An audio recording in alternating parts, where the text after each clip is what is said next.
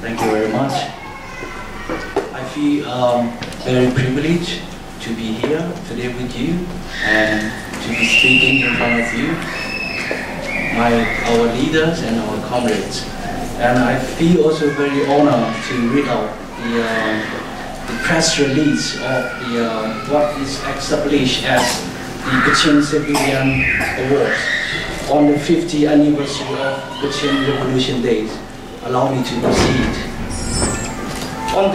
On the gracious occasion of our 50th anniversary of Kachin Revolution Day, we the Kachins residing in European Unions are honored to announce the Kachin Civilian Defenders Award.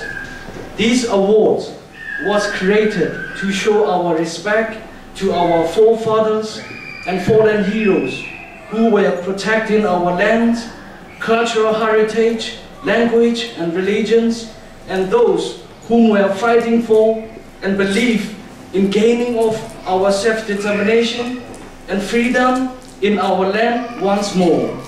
The criteria for this award will go to any Kachin civilian who is working to raise and keep alive of the spirits of our forefathers and fallen freedom fighters. On this landmark, the 50th anniversary of Kachin Revolution Day, we would like to confer our award, 1 million tax, to Mrs. Bokja, who charged against Tay Mint, a chairman of Usenet Company, on behalf of defenseless farmers in Hukong Valley areas.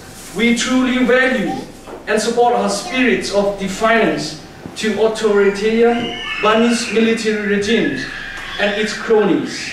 In this occasion, we are calling for all civilians living in Burma and the organization to provide her the protection and support her in her future work.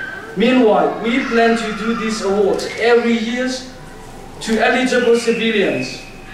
We would like to invite the Kachin community living in around the globe to participate in our future awards.